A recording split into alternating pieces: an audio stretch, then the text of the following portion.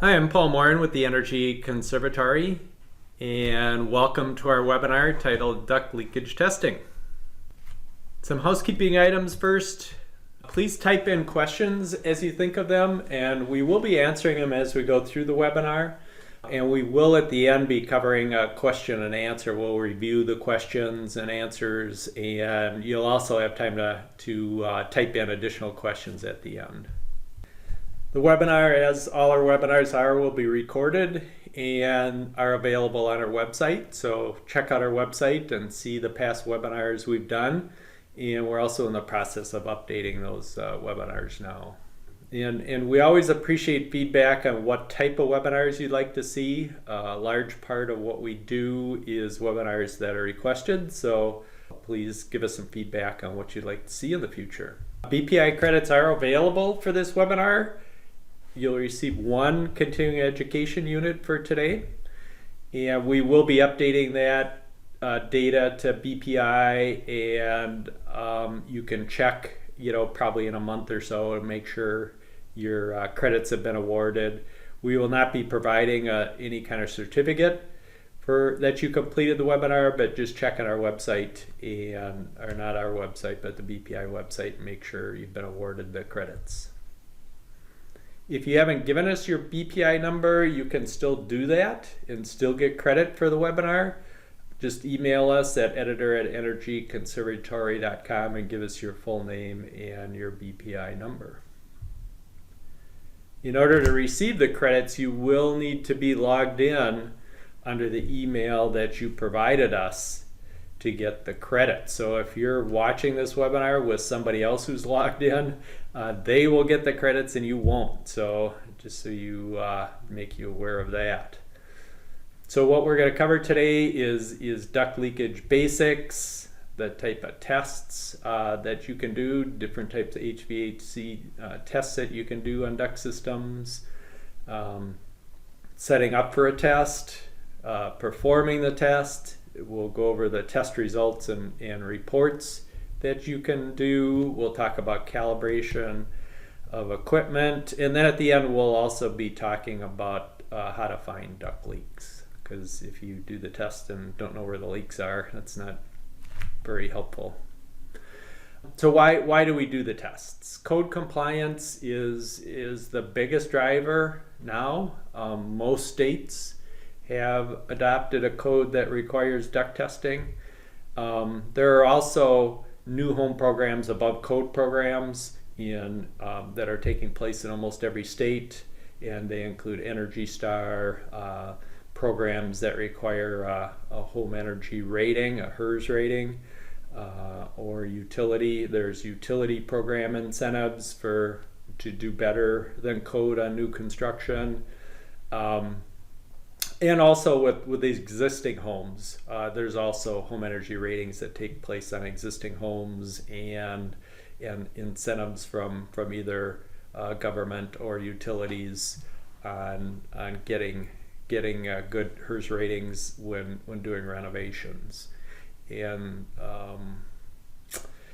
code compliance also does require, if you put on an addition and it has new ductwork, you can't be required to bring your old ductwork up to code, but you can be required to bring your new ductwork up to code. So you have to separate out the new from the old and run a test on that. So that's part of code compliance also.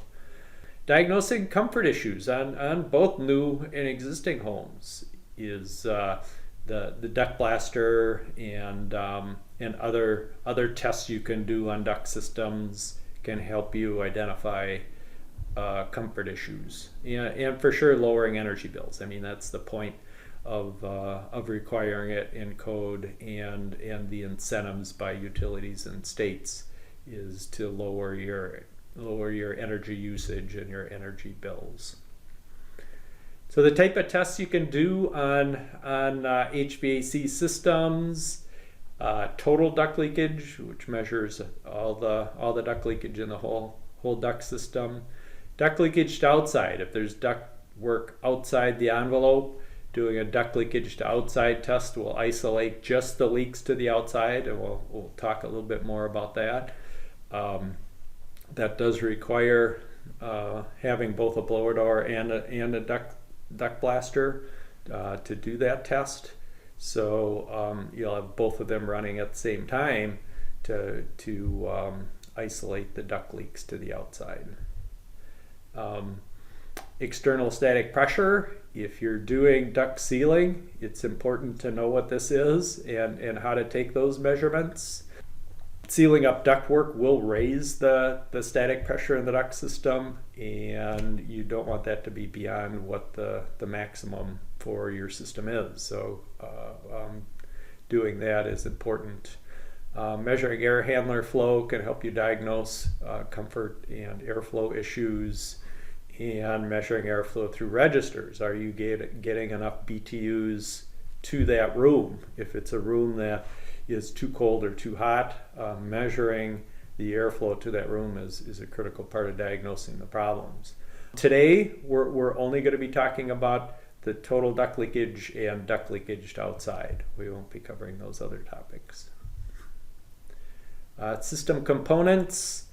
The duct blaster fan and the flow rings. So there's three flow rings for different ranges along with the duct blaster fan. There's a flex duct connection that connects to the fan, and the square transition allows you to connect to the duct system.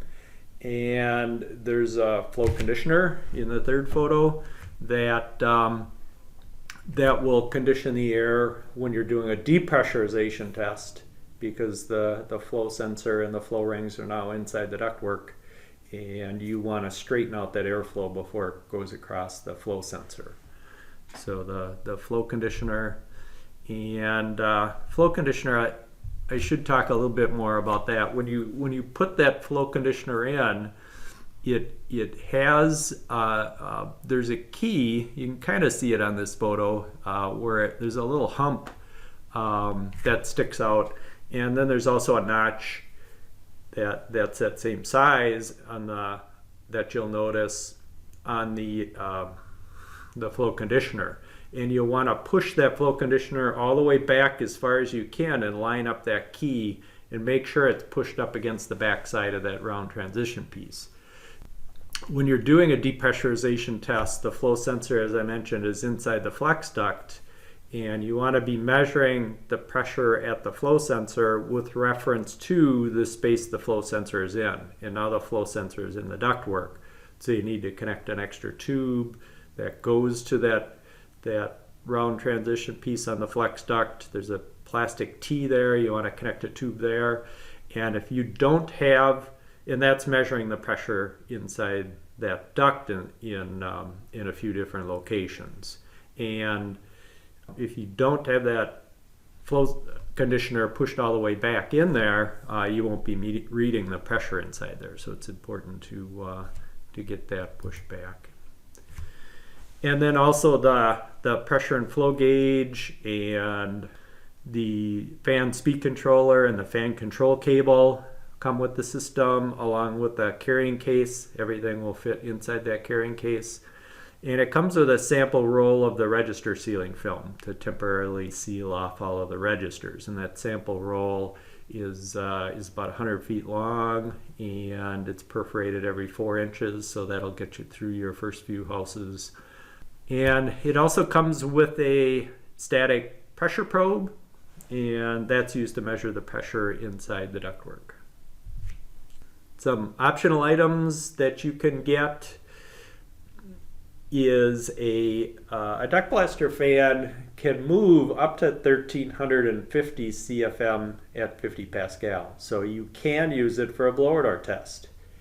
We do sell a red nylon panel with the hole in it the size of the duct blaster fan. So if you're doing code compliance at 3 air changes per hour, you can test a small to medium sized homes up to about 3,000 square feet and get it up to 50 Pascal. So that's makes it a lot easier to do a blower door test if you can carry around the duct blaster fan, and in a lot of houses that would take care of it. So if you're testing a new home and the code requires total duct leakage test, you only need to bring one fan into the house. If you can't get it, if you can only get it to 10 pascals, you'll need to go back out and get your blower fan. But it is nice to be able to use a lighter weight fan, especially if you're testing a number of townhouses or apartment units. Having that smaller fan it has its advantages. We also sell the duct mask register sealing film in a case, by the case, and a case includes 6 rolls, and those rolls are 200 feet.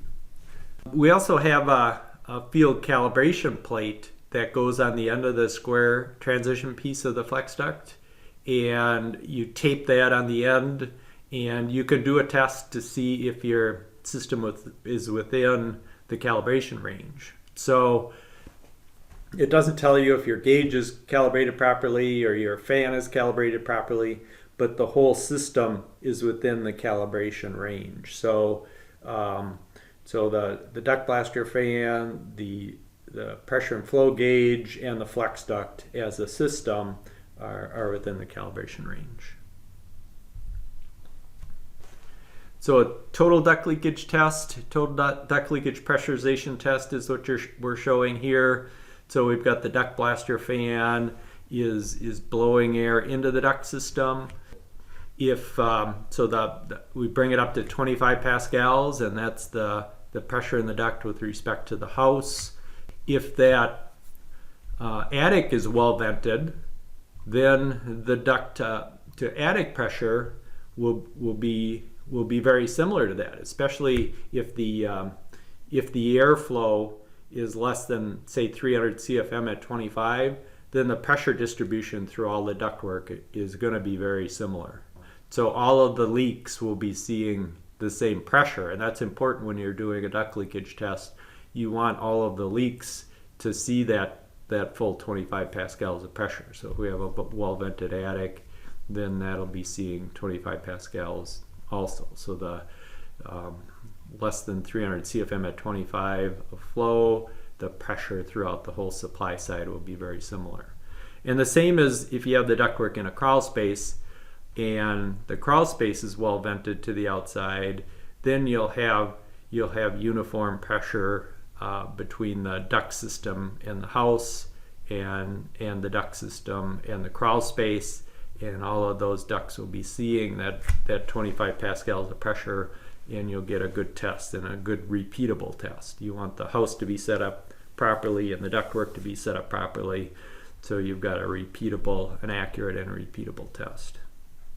You'll also want to have a window or a door open to the outside during the test, because when you're doing the duct leakage test, if you do have duct leakage to outside, that duct leakage to outside is going to act like an exhaust fan, and it's going to change the pressure in the house. And that's your reference pressure. The house pressure is your reference pressure. So you want to make sure that if you have duct leakage to outside, that pressure in the house is relieved, so your reference pressure is actually stable. So setting up for a test, first step is to prepare the house. Turn off the air handler, remove the furnace filters, prepare the ductwork for the test, choose a location to attach the ductwork, choose a location to measure the pressure. So to prepare the house for the test, when we're doing a total duct leakage test, so that's measuring the duct leakage of the whole system, we want to leave a window or door open like we talk about. We'll also want to open access doors to unconditioned spaces. We want to open those to the outside. So I talked about a well-vented attic or a well-vented crawl space. If there's any doors between the crawl space and the outside, you want to open those up. And same with any unconditioned spaces, you want to open those to the outside as much as you can, so the whole ductwork is seeing that 25 pascals of pressure. And for the test to be repeatable, you'll need to know what that condition is and how you set it up. Duct leakage to outside, when you're doing that test, now you've got the blower door set up too. So you'll need to set up the house in blower door test conditions. So you won't have a window or a door open to the outside. You want that space you're testing, the condition space, to be all one zone. So you'll want to open interior doors. If you've got a condition crawl space, you want to open between the house and the crawl space if you can. So all the conditions, just like when you're doing a blower door test, you want to set it up in those conditions. So that'll be the setup for the house conditions. You'll want to temporarily seal all the registers during either a total duct leakage test or duct leakage outside test. It's very important to seal over all the registers during both of those tests. Next, you want to choose a location where you're going to attach the fan to the ductwork. And if you have 3 or more returns, you want to connect at the air handler. And if you're doing a pressurization test, you have the option of using the flex duct or not. You can get more airflow, and maybe it's easier, maybe not, to connect up to the air handler without the flex duct. But you have that option. So if you need more airflow, the flex duct does restrict the flow, which certainly doesn't change the pressure, but it does restrict the flow, the total flow somewhat, because it's adding more resistance. But you do have that option of connecting directly to the air handler or using the flex duct to connect to it. If you have 3 or fewer returns, you can connect at the largest return. And again, if you're pressurizing, you can connect the fan directly to there. Next step is deciding where you're going to measure the duct pressure. So you'll insert a static pressure probe into the ductwork, so it's pointing into the direction of the airflow. So the airflow is coming across the point of the static pressure probe, and you've got a few options on where to locate that. A good place is just right in the supply trunk line. Another option is installing it at the closest supply register to where the DuctBlaster fan is installed. If you're measuring at that location, there's really no airflow at that location, so you wouldn't necessarily need the static pressure probe. You could just stick your tube in there, and because you're really measuring static because there's no airflow at that location. So that's another option. But if there's registers on there, the static pressure probe has a magnet, and it's easy to seal across it with the duct mask, register sealing film, and then poke the static pressure probe through there. Another option, if you're connecting to the duct system with the fan at a center return, then you could connect the static pressure probe right in the supply plenum. But we recommend only putting that at the supply plenum if you're connecting at a return. Then you'll run a tube from the static pressure probe to the input on channel A, and you'll run a tube from the input on channel B to the brass tap next to the handle on the DuctBlaster fan. If the pressure and flow gauge, either a DG700 or a DG1000, is outside when you're doing the test, then you'll want to be referencing the house on channel A. So in this case, we've got a package unit that's sitting out in the side yard, and the gauge is outside. On channel A, we want to be measuring the pressure in the duct with reference to the house. So we'll need to run a reference tube inside. So this will be the case if you're set up and the gauge is in the attic, or if the gauge is in the crawl space, or the gauge is in a garage. If it's outside of the house, you want to be measuring the pressure in the duct with reference to the house. So you'll need to run a separate tube. For leaky duct systems, if you're measuring ductwork in existing homes and they're using any stud cavities or joist cavities for returns, or if there's disconnected ducts, you'll see really high leakage numbers And when you start getting over 500 CFM at 25, you're going to get uneven pressures across the duct system.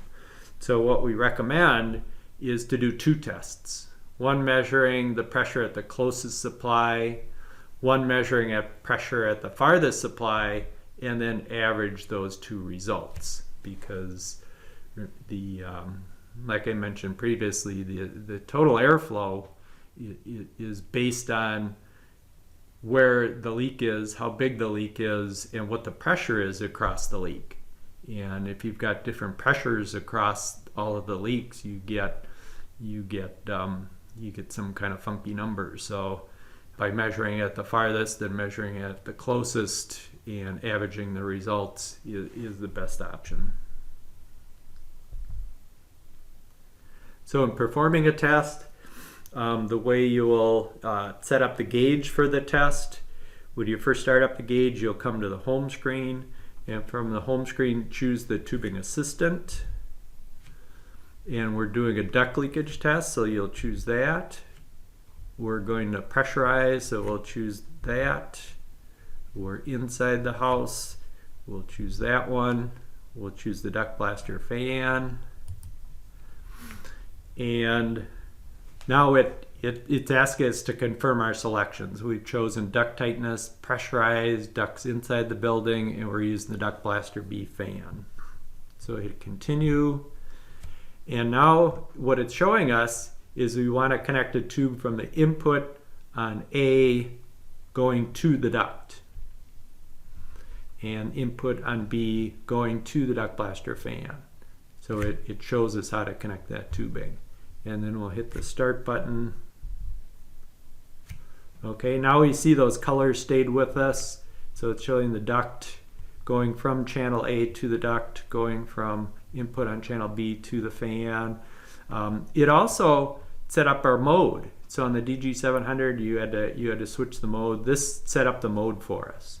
It also set up the device for us. It set up the device to the DuctBlaster B, and it set our cruise to 25. So it set up all of those things for us. So that makes your that makes your job really easy, just to quickly step through those four things, and then it sets up everything else for you. Next, we'll want to set up what ring we have on. So we'll click. You can see open fan is where our ring selection is here. We'll click on that, and now we can choose ring 3. So it set up a ring for us. And you'll notice, so this is the configuration pull down menu here. We also have a device pull down menu and a mode pull down menu. So we could choose, changing either of those if we want also from this one page. Now I'm going to go back to the back arrow here, and that brings us back to the gauge, and now we're set to ring 3, and we're ready to do the test. So now we'll either turn up the knob or we'll click the cruise button, and that'll bring us up. We want to get within a couple of pascals of 25. We're in the pressure flow at 25 mode, so it's going to correct whatever that pressure was for 25 and display our results here. We also, you can click on the hold button, and when you push hold, what that'll do is it'll lock the screen and turn the fan off. So that's also convenient to have that option. And then the results, if you need a report, and if you're doing code compliance, the way the code is written is you're supposed to provide a report with your signature on it to the code official. So we've got an auto test app that allows you to do an automated duct leakage test that provides a really nice report. And it provides a report in a PDF format, and you can download free apps that will allow you to, it's a PDF reader that will allow you to sign it. So that's a nice feature too. So you can create that PDF and open it, sign it, and then email it off to either email it to a code official, or you could, if you've got Dropbox or Google Drive on your phone or your tablet, you can send it up there. And this app works on either iOS devices, iPhone, iPad, or Android phones or tablets. So once you open that software, you'll go into it and you'll set up all your settings, and you only need to do that one time. So you'll set up the type of tests you typically do. If you're doing a code compliance test and it's 4 CFM per 100 square feet of floor area, you'll set that up. So when it generates that report, it'll show right in the middle of the report in bold letters, it'll say what the results were in CFM per 100 square feet, because that's what the building official is interested in. He doesn't want to have to read through a bunch of data to find out what the results are. They're bold, right front and center, and it tells you what the results were, what the target is, and if it passed or failed. So it'll have all the information you need, and it'll be easy for the building official to find it. And in the one-time settings, you'll put in all of your information and any certifications you have and your company info. And once you enter that in once, it's in there. And then when you go to the home, you can use the geolocator in the software to create a geotag. So the report will include a geotag of where you were and what time you did the test. So that's a good quality control feature to have. And once you do the geotag, it'll also tell you what the address is at that house, and it'll populate the address fields for it. It'll also, for a blower dart test, it'll determine what the altitude is at that location and pull that information in the report also. So a real time saver. So now you're ready to run the test and generate a report. And this is what the report looks like. So you can see, front and center in bold is you're at 3.66 CFM, and the target is 4. So compliance with the test, you passed. So that that information is right there. It's also got your company information, your name and the building information and customer information. The customer might be the builder, but the building information is the address where you're doing the test. So good to have, you got to have all that information plus more information about the test results and then a graph of your test. So if you're doing a depressurization test, what's different?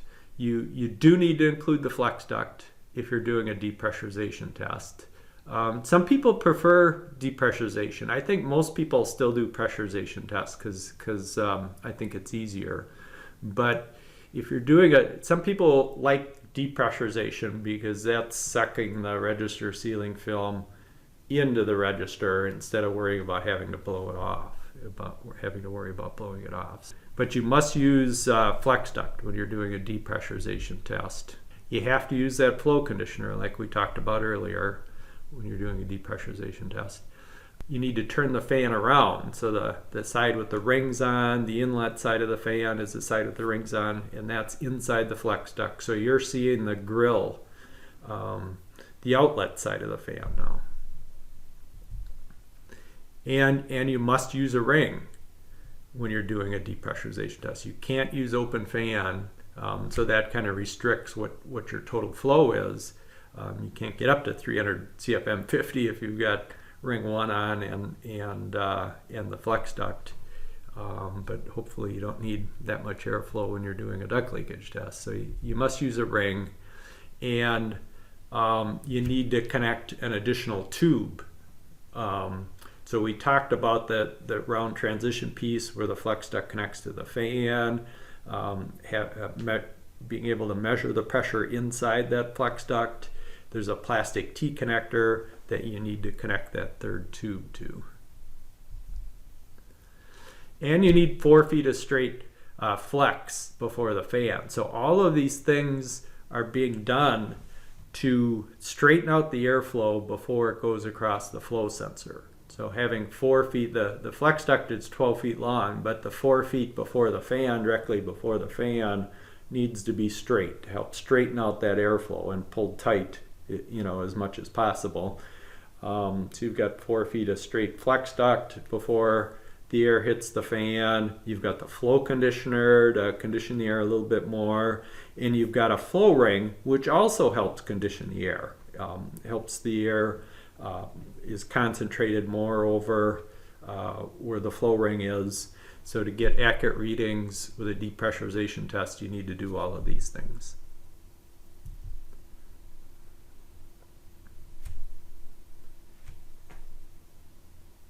Now we'll talk about duct leakage to outside pressurization test. So now we've got a blower door set up to pressurize, and we have the DuctBlaster set up to pressurize. So the blower door is blowing air into the house. Whoops. Blower door is blowing air into the house, and the DuctBlaster is blowing air into the ductwork. So they're both set up to pressurize. Now the blower door fan, the inlet side of the fan, if you've got a newer fan, needs to be outside. So the ring side of the fan needs to be outside, and you're blowing air into the house that way. With our older fans, they had a reverse switch, and this is really the only instance you would use that switch. You can't use that switch to measure airflow. You can only use it to pressurize the house. So if you're doing the pressurizing the house for diagnostics, or you're pressurizing it to do a duct leakage outside test, then you can use that reverse switch.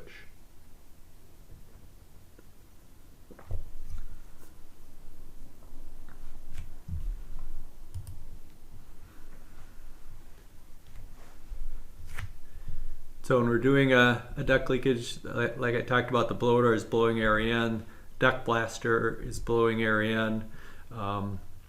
We've got our gauge in the house, and we've got a tube from the reference on channel A that's going to the outside. And in this case, we just have it in the pressure mode. You don't have to be. You can be in whatever mode you want, because you're not measuring flow at this point. You're only measuring pressure. And channel A is always reading pressure. So you can have channel B at pressure, or pressure flow at 50, whatever you want. That's irrelevant, because we're only looking at the reading on channel A. So we're setting it to cruise. We're setting it to cruise 25 pascals. Remember, when we turn the DuctBlaster fan on, that is blowing air to the outside, and if we've got ducts on the outside, it's going to act like an exhaust fan if we're blowing air from the house to the outside, and it's going to change the pressure in the house. So that's why it's important to set the blower door fan to cruise 25. So then, as we're blowing more and more air into the duct system and it's changing the pressure in the house, the cruise feature can adapt for that. So then with the DuctBlaster gauge, we will go from the input on channel A to our ductwork, and input on channel B to the DuctBlaster fan, and we're pressurizing, so we don't need that third tube. Our DuctBlaster fan will be set to pressure flow, not pressure flow at 25. We need to be set to pressure flow when we're doing this test, because when we're set in the pressure flow mode, it's displaying what the flow is through the fan.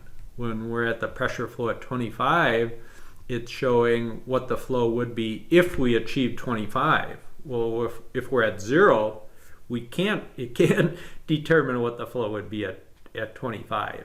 That you'll notice when if you're doing a total leakage test, it'll show 4 dashed lines on channel B until you get above 5 pascals. So it's trying to convert the flow to what the flow would be at 25, and it can't do that unless the pressure is high enough. It certainly can't do it if the pressure is at 0. So that's why it's important to remember we need to be in the pressure flow mode and our goal is to get the pressure in the ductwork to the same pressure as the house. So now our house is at plus 25 or close to plus 25, and our ductwork is at the same pressure as the house, or zero pressure difference between the house and the ductwork. And when we do that, when we have the house and the ductwork at the same pressure, there won't be any air leakage across any leaks in the house, because you need both a hole and a driving force to get any leakage. So now we're eliminating all the leaks that are inside the house, and all of the air blowing through the fan is going to go to the duct leaks that are outside. So that's how a duct leakage outside test differs from a total duct leakage test. And the reason that it makes sense to do that test is the duct leaks with the biggest energy penalty are going to be supply leaks to the outside, and then after that would be return leaks to the outside. And they'll make the biggest difference in comfort also if you've got duct leaks on the return side or supply side going to the outside. Test results for code compliance: the 2009 International Energy Conservation Code, IECC, 2009 International Energy Conservation Code. If you're doing the test post-construction, after sheetrock and everything is done, the standard is you need to be less than 8 CFM or less. 8 CFM per 100 square feet of floor area. So if you had 1,000 square feet of floor area, that would be 80 CFM of duct leakage. If you're doing so that's leakage to the outside. If you're doing a total duct leakage test, so with just the DuctBlaster, not blower door and DuctBlaster, total duct leakage test, you're allowed up to 12 CFM per 100 square feet of floor area. If you're testing at the rough-in stage before sheetrock, and that's beneficial for a heating contractor because then they know if they pass or fail before all the ductwork is hidden. Total duct leakage then is 6 CFM per 100 square feet of floor area. Total without the air handler is 4 CFM per 100 square feet of floor area. So those of you who are in areas that adopted the 2009 code and then adopted the 2012 code, that was kind of a in-between point where you got used to doing duct sealing. It didn't have to be perfect, but you kind of got used to the fact that you're going to have to seal ductwork. In Minnesota, we went right from the 2006 to the 2012. So they needed 4 CFM of total duct leakage. Now duct leakage to the outside isn't part of the equation. You have to do a total duct leakage test. You only have to do the test if you have ductwork outside the envelope, outside the heated boundary of the house. But you do need to do a total duct leakage test. So it's counting the duct leaks inside and outside, and it needed to be 4 CFM per 100 square feet of floor area. We ended up doing a lot of training with contractors to show them how to do the duct leakage test, how to find the leaks, and also how to seal. We did hands-on on how to seal the ducts and then test them after you've sealed them. And it's hard to get down to 4 CFM per 100 square feet of floor area if you're not used to building tight duct systems, and oftentimes you have to change the way you're installing ducts also. You can't use floor cavities or joist cavities anymore for duct work, and it's certainly better if you assemble, for example, if the ductwork is going on the ceiling in a basement or on the ceiling in a crawl space, you may have to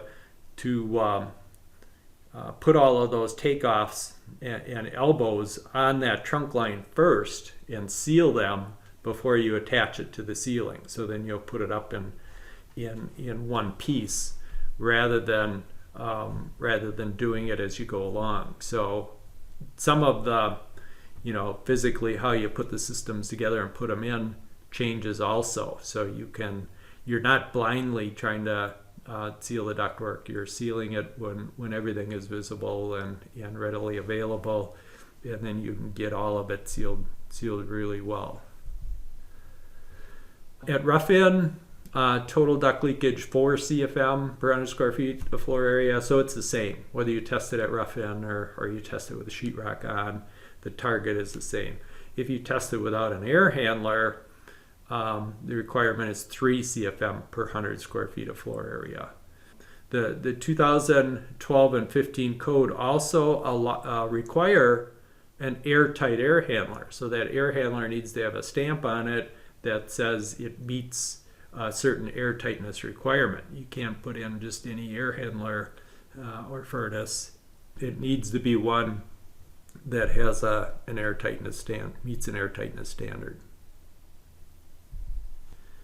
Calibration of equipment, DG700 and DG1000 every 2 years. We recommend a calibration, and we do that factory calibration at our factory. So you ship the gauges to us, and we do a calibration, and you get a report that shows what the calibration was when it came in and what the readings were when it went out. So inside the gauge there's a chip that shows when that calibration was done. So whenever you generate a report, it can show what that calibration date was, so you can confirm that the calibration,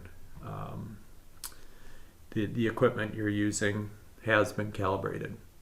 You can also do a field calibration check. And the way that's done is you'll send in one DG7 or one DG1000 to us. We'll do a calibration on that.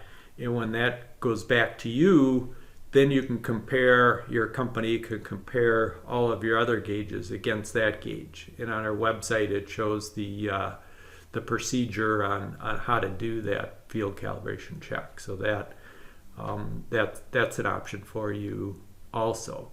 And most HERS providers will allow for that field calibration check. So you can, if you have a record of that, you can do that. I do recommend that you use our TEC log software when you're doing that field calibration check, because what that does is it recognizes your gauge serial number and the date of calibration. So you'll have, and it's a graphing software. So you'll see on the graph that the two gauges that are being compared, that one of them has been calibrated recently, and that's the one you're comparing to. So that's it's helpful to use that extra level of quality control. So you've got a documented test that shows the calibration for all those gauges. The DuctBlaster fan will stay within calibration unless it's been damaged. So you want to check that in the manual. In the Appendix A, it shows what you need to do to check all of those things that affect calibration. So you want to check the flow sensor for leaks to make sure there aren't any leaks. So there's a metal tube that's not likely to leak, but the connection to the hose, and that hose goes up to the brass tap. You want to make sure that check the integrity of that. The position of the motor and the position of the flow sensor matters. There's a couple of bolts that are holding that flow sensor in place, and you can tweak the reading of the fan a little bit by pulling that, moving that flow sensor in or out a little bit. So if that's been moved, that can be adjusted. And or if there's any damage to the fan housing, where there's holes in the black fan housing, that also is gonna affect your readings also. And so the duct calibration plate, we talked about that before. You need to set up the fan to depressurize when you're doing this test. So you'll need that flow conditioner, you'll need ring 3, and the flow rings will be inside the flex duct. which means you'll need that extra tube connected. So we're seeing the outlet side of the fan here, because we're depressurizing that duct. And the reason you have to depressurize is you've got this calibration plate, and if the air is coming out of this hole, you're going to have a lot of turbulence at the end, and we're not going to get a stable reading. So the air needs to be going the other way. It needs to be going through that hole, through the flex duct, and out through the fan. So the outlet side of the fan is the side that we're seeing here, to get a stable reading there. So we'll connect a tube to that point. We're measuring the pressure there. We're bringing it up to 25 pascals, and we need to be within 106 plus or minus 3 pascals, I think is what it is. So, or maybe it's 109 plus or minus 3, but the instructions come on the calibration plate. So you'll set it up to pressure flow at 25, you'll bring it up to 25, and get your reading. We do have a ring 4 now for the DuctBlaster fan. It's an optional ring, and that allows you to read down to 2.5 CFM. So the ring 3 goes down to 10. This allows you to get down to 2.6 CFM. And you will need to, instead of connecting the red tube to the tap by the handle, you'll connect to a tap that's provided on ring 4. So you're just reading the pressure across that hole, that small hole in the fan. So if you've got a DG700, you don't have a ring 4 option, and you'll need to use this flow chart. You'll connect up the to the tap on channel B. You'll connect to that tap on the ring 4, and then you'll connect that to the input on channel B. Channel A will go to the ductwork like you normally would, and you need to get channel A up to 25, just like you would with any duct leakage test. You'll need to put the gauge in pressure mode, and channel B is reading the pressure across that hole on the DuctBlaster ring 4, and this chart converts that pressure across that hole to flow. So it's a little bit different than using ring 3. If you're using a DG1000 that has the option of ring 4, and you do it like any other test, but this is a little different. If you're using the DG700, you're connecting the red tube directly to that tap. It's reading the pressure across that hole, and then you convert the pressure across that hole to flow based on that chart. Finding duct leaks. So the duct test tells you how much leakage, but it doesn't tell you where the leaks are. So you're going to have to find the leaks. One of the common places the leaks will occur is that takeoff where the branch lines connect to the trunk. That's one of the most common places where it leaks. It'll also leak wherever pieces of duct are connected to each other, or the longitudinal joints. All of those will need to be sealed because they all leak a little bit, but the biggest leaks are usually at that takeoff connection. If you have a disconnected duct, that's certainly going to be a big leak also. Hopefully you don't have any of that. If the ductwork is connected to framing in any way, either wall cavities or joist cavities, you're going to get leaks in those locations, and probably enough so you won't pass that 4 CFM per 100 square foot duct test. You have to avoid, it's not allowed in the code anymore, and you're not going to pass the test if you do have any building cavities where air could be pulled in through those. So those need to be eliminated. You do need an airtight air handler also. If it's required by code, and if you're going to pass the test, your air handler needs to be pretty airtight. You can also find where those duct leaks are by using a blower door and a pressure pan. So you'll bring use the blower door to maintain 50 pascals. you'll cover the registers with the gasketed pressure pan one at a time, and you'll measure the pressure at that location. So typically, ideally, you'd have 2 gauges to do this, one to set the blower door to cruise 50, and another one to walk around, connect the tube to the input on channel A, and read the pressure. And the highest pressure so you record all the pressure at each register, and the highest numbers are closest to the biggest leaks. So that's how you use that to track down where the biggest leaks are.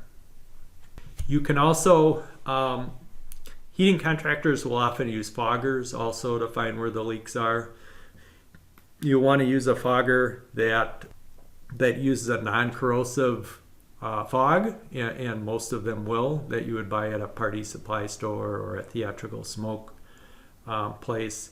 What I've heard is that theatrical smoke generators, the more expensive ones, will produce too much fog for testing ductwork, and it will fill up the basement or the attic full of smoke before you get a chance to find the leak. So usually the inexpensive ones that you can get at a party supply store are adequate and can aid in helping you find the leaks. It's best for sure to use open fan, and so you're turning on the DuctBlaster fan too and pressurizing the ductwork slightly. You want to use open fan so you're not concentrating that fog right over the flow sensor. You don't want to be blowing directly onto the flow sensor or the motor. You want it to be kind of pointing towards off to the side of the DuctBlaster fan a little bit, so it's not coating the fan with smoke. We have seen fans come in for repair where people have been using like a smoke bomb or something like that, and those are very corrosive, and they'll tear apart the electronics. They'll eat up the electronics pretty good, and now you're not going to have an accurate fan, or you're not going to have a fan that even works anymore. So you want to use a fan that has something like a glycol solution that's non-corrosive. So this is showing around an air handler that it's foggy. It's foggy around the air handler, and all the leaks are coming out at that location. So it helps you find where the leaks are. It's going to be a little harder if you're using like a rigid duct that's covered with an insulated flex. It's going to be harder to find those leaks. But if you've got just straight insulated flex or metal ducting, it should be easier to find it. And if you're using a metal trunk line in an attic, you'll want to test it for duct leaks before you put any insulation around it for sure. So you can help find the leak. So this is showing duct mastic on all the joints and longitudinal seams. So it's showing this being put on with a paintbrush. It's water based, so a lot of guys will just either put gloves on or just grab it with their hands and smear it on. You can certainly use a paintbrush too, but you're not painting it on. You're not putting it on thin like you'd put on paint. You're putting it on very thick. What the manufacturer recommends is that it be nickel thick. So you're gobbing it on there pretty thick in order to not crack in the future and in order to make a good seal. There you can see some more mastic. And this one you can see they did the longitudinal joints, but they didn't do the one in the back. You'll need to put some for bigger cracks and bigger leaks, you want to use some mesh tape and put that on first, and then goop over it with the mastic. So they missed that one, and that one was still leaking. So and that would show up in a smoke test. So that concludes our webinar. So we'll be reviewing the questions that we had. Thanks for attending the webinar.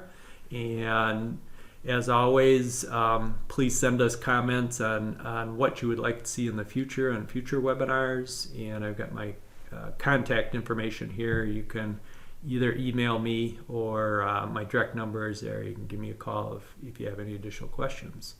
And now we can review the questions that we've had so far.